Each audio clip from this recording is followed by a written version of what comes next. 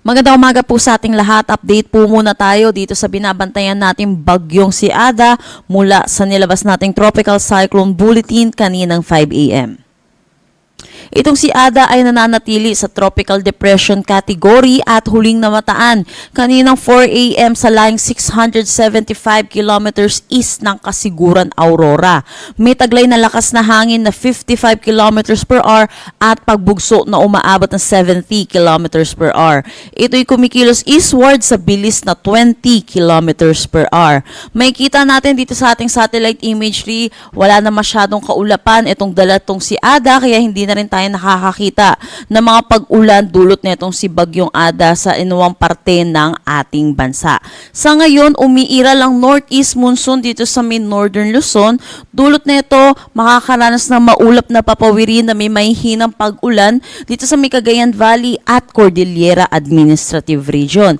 Para naman sa Ilocos Region at Central Luzon, makakaranas naman sila ng bahagya hanggang sa maulap na papawirin na may mga isolated light rains. At para sa Metro Manila at nalalabing bahagi ng ating bansa, posible tayong makaranas ng init at alinsangan, lalo na sa tanghali hanggang hapon na may mga tsansa po ng isolated rain showers at mga localized thunderstorm lalo na po sa hapon at sa gabi.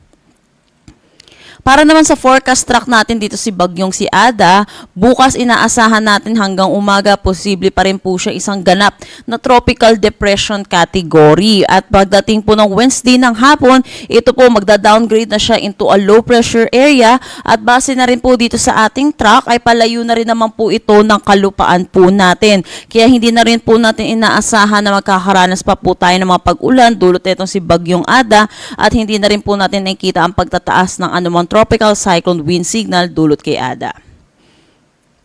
Sa ngayon, dahil sa bugso nitong northeast monsoon, makakaranas ng strong to gale force na hangin dito ngayong araw sa Batanes, Babuyan Islands, northern at eastern mainland ng Cagayan, eastern Isabela, Ilocos Norte, Ilocos Sur, Abra, Aurora, Calabarzon, Oriental Mindoro, Occidental Mindoro, Romblon, Marinduque, Bicol Region, northern Samar, eastern Samar at Dinagat Islands. At dahil nga po yung sinabi ko kanina, may bugso po tayong northeast monsoon na inaasahan, kaya may kita din po natin may mga areas na po tayong makakaranas lalo na po dito sa Mindanao ng malalakas na hangin dulot po ng northeast monsoon sa mga susunod na araw. At dahil po dito sa surge po ng northeast monsoon, meron na tayong nakataas na gale warning dito sa may Batanes at Babuyan Islands.